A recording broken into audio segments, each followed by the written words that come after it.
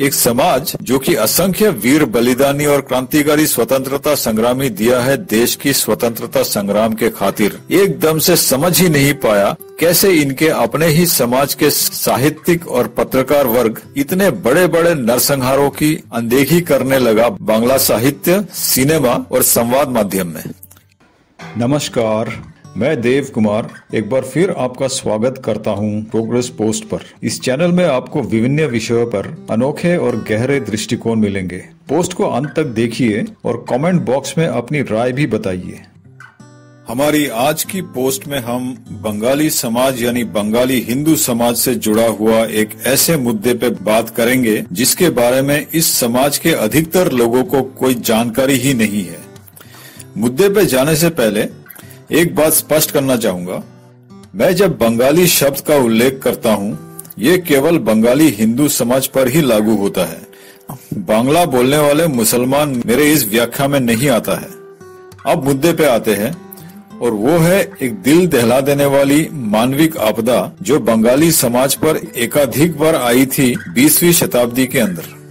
सबसे पहले 1943 में फिरंगी अंग्रेज शासकों द्वारा रचा गया अकाल के कारण 40 लाख से भी अधिक बंगाली हिंदुओं का भूखमरी से अकाल मृत्यु हुई थी। इस आपदा को लेकर कुछ चर्चाएं तो हुई है, पर इसकी विशालता के दृष्टि से ये पर्याप्त नहीं था। कुछ फिल्में बनी, पर उनमें से अधिकतर फिल्मों में फिरंगी अंग्रेजों को कटघरे में नहीं खड़ा किया गया था। ऐसे क्यों हुआ, इस पर कोई चर्चा नहीं है। किसी बंगाली पत्रकार या साहित्यकार ने नहीं पूछा उन बुद्धिजीवी लेखकों और फिल्म निर्माताओं को कि बंगाली इतिहास का इतना बड़ा और भयानक आपदा जो मानव रचित था अंग्रेजों द्वारा, इस पर और रोशनी क्यों नहीं डाली गई। 1943 की विध्वंसी आपदा से प्रभावित बंगाली समाज को केवल 3 सालों के अंदर ही एक और खूनी आपदा का सामना करना पड़ा। 1946 में जब पाकिस्तान की मांग करने वाले मुस्लिम लीग द्वारा रचा गया था डायरेक्ट एक्शन नाम का एक और मौत का तांडव पूरे देश में और विशेष रूप से बंगाल में। राज्य की राजधानी कोलकाता और पूर्वी बंगाल के नोआखाली जिला सबसे अधिक क्षतिग्रस्त हुए। कोलकाता में तो हिंदुओं ने डटकर लड़ा और मुसलमान दंगाइयों को पराजित किया था, पर नोआखाली और पूर्वी बंगाल के बाकी हिस्सों में तो लाखों हिंदू अल्पसंख्यकों का एक तरफा नरसंहार हुआ था। इसके बाद 1947 में जब पूर्वी बंगाल को पूर्वी पाकिस्तान बना दिया गया था, तब से लेके शुरू हुए पूर्वी पाकिस्तान के 22% हिंदू बंगालियों के दुख के दिन। दूर दराज के कस्बे और गांव में से हिंदुओं का सफाया किया जा रहा था 2 विशेष तरीकों के जरिए। या तो धर्म परिवर्तन करके मुसलमान बन जाओ और नहीं तो भाग जाओ। तीसरा और निर्णायक विकल्प था इन हिंदुओं को जान से मार डालने का।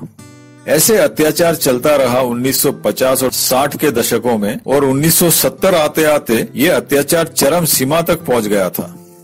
इतना तो स्पष्ट हो गया था कि पश्चिमी पाकिस्तान के शासक वर्ग और इनके चेले चपाटे जो खुद को रजाकार कहते थे, एक सोची समझी साजिश के जरिए पूर्वी पाकिस्तान के हिंदू समाज का नामो निशान मिटा देना चाहते थे।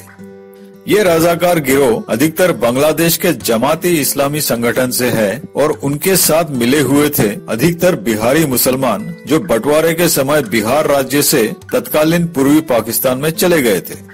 रजाकारों के बीच जो जमाते इस्लामी गिरोह के बांग्ला बोलने वाले मुसलमान थे, वो खुद को बंगाली मानते ही नहीं और बांग्लादेश में आए बिहारी मुसलमानों के साथ मिलके वहाँ पर जबरन उर्दू थोपना चाहते थे। क्योंकि बांग्ला बोलने वाले मुसलमानों का एक बड़ा तबका उर्दू नहीं बोल सकता था और न ही उनमें इस भाषा को प्राथमिकता देने में कोई रुचि थी, तो ये लोग उर्दू का विरोध करने लगे। इसके जवाब में पाकिस्तानी प्रशासन और उनके रजाकार टट्टुओं ने बहुत बड़े पैमाने पर अमानविक अत्याचार आरंभ किया और उनके निशाने पर विशेष रूप से वहाँ के हिंदू समाज थे। कुछ बांग्ला बोलने वाले मुसलमान भी इनके निशाने पर आए और इस कारण से ये लोग जोर शोर से पाकिस्तानी प्रशासन और उनके रजाकार टट्टुओं का विरोध करने लगे। और इसके जवाब में पाकिस्तानी सेना ने ऑपरेशन सर्च लाइट नाम का अत्याचारी अभियान शुरू किया। इस ऑपरेशन के दरमियान इन्होंने हिंसक आचरण के सारी हदें पार कर लिया था और एक ही साल के अंदर 30 लाख से भी अधिक बंगाली मासूमों की निर्मम हत्या की थी और 10 लाख महिलाएं और लड़कियां, जिनमें बहुत मुसलमान भी थे, इनका सामूहिक बलात्कार किया था। ऐसे बेलगाम खून और हवस के भूखे दरिंदे दुनिया के इतिहास में बहुत कम आए थे और ये हम हिंदुओं की बदकिस्मती है कि इनकी दरिंदगी हमारे लोगों को झेलनी पड़ी थी। जब कोई भी समाज इतनी बड़ी आपदा झेल चुका होता तो उस समाज में एक जागरूकता फैल जाती है और उस आपदा पर अनुसंधान, चर्चा, विचार विमर्श कई गुना बढ़ जाते हैं। द्वितीय विश्व युद्ध के दौरान हिटलर के नाजी सेना के हाथों 60 लाख से भी अधिक यहूदी मासूमों के नरसंहार पर आज भी अनुसंधान, चर्चा, विचार विमर्श जारी है, 80 साल बीत जाने के बाद भी, और ये सिलसिला आगे भी चलता रहेगा। परंतु यहाँ बांग्लादेश में 30 लाख हिंदू मासूमों की नरसंहार पर अपने ही लोग, विशेष रूप से पश्चिम बंगाल के बंगाली हिंदू, बिल्कुल ही चुप्पी सधे हुए हैं।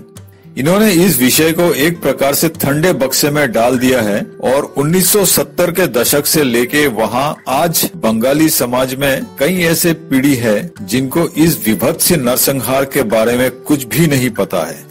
सिर्फ इतना ही नहीं, इन अज्ञान पीढ़ियों से आने वाले बहुत लोग हैं जो इस नरसंहार को सिरे से नकार देते हैं और इसे हिंदुत्ववादी राजनीति का दुष्प्रचार कह देते हैं। हैरान करने वाली बात यह है, जहां खुद दुष्प्रचार करने वाले अपने ही समाज पर बीती हुई इतनी बड़ी मानविक आपदा को राष्ट्रवादियों का दुष्प्रचार कह रहा है। अधिकतर प्रिंट मीडिया और कुछ ब्रॉडकास्ट मीडिया वाले इनकी इस दुष्प्रचार को ही दिखाते हैं अपने अपने मीडिया में, पर पिछले 2 दशक में सोशल मीडिया जिस प्रकार से उभर कर आया है सामने, उससे राष्ट्रवादियों को अपना विचार सामने रखने का एक प्रमुख माध्यम मिल गया। तत्कालीन पूर्वी पाकिस्तान यानी आज का बांग्लादेश में जो हिंदुओं का नरसंहार हुआ था 1970-71 के दौरान, इस घटना की सच्चाई धीरे धीरे सोशल मीडिया में प्रचार होने लगी है और इस कारण बहुत से नई पीढ़ी के लोगों की धारणाएं भी बदली है।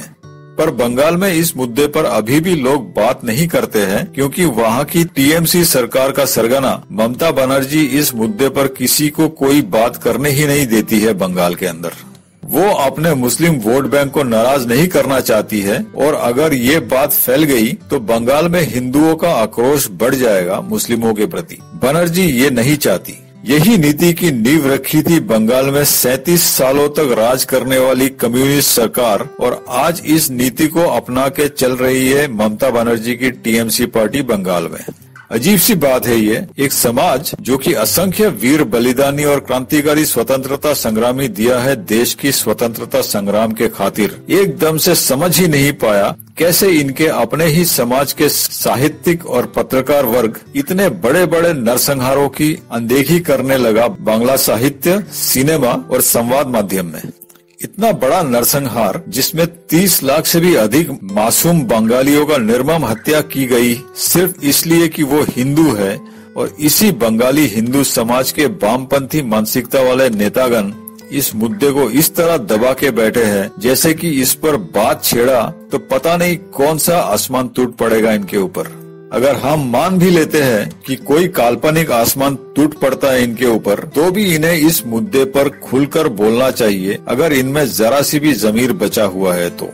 आज बंगाल में भाजपा प्रमुख और एकमात्र विपक्षी दल है और 40% के आसपास का वोट संख्या लेके चुनाव जीतने के दावेदार भी है। पर भाजपा केंद्रीय नेतृत्व का एक अजीब सा रुख है इस राज्य के प्रति जो कि हैरान कर देने वाली है।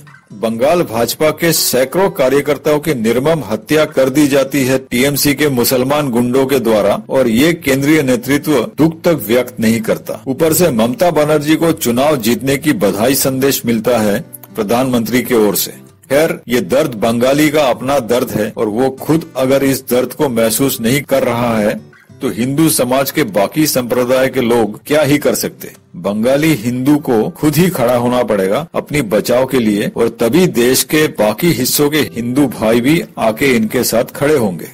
तो दोस्तों, इस पोस्ट को यहीं विराम दे रहा हूँ। अगर पोस्ट को आपने यहाँ तक देखा है तो आशा करता हूँ कि ये पोस्ट आपको सूचनात्मक लगा है। जाने से पहले कृपया पोस्ट को लाइक और शेयर करें, और अगर आप चैनल को अब तक सब्सक्राइब नहीं किया है तो कृपया सब्सक्राइब भी कर लीजिए ताकि आने वाले पोस्ट्स का सूचना आपको समय पर मिल जाए। धन्यवाद।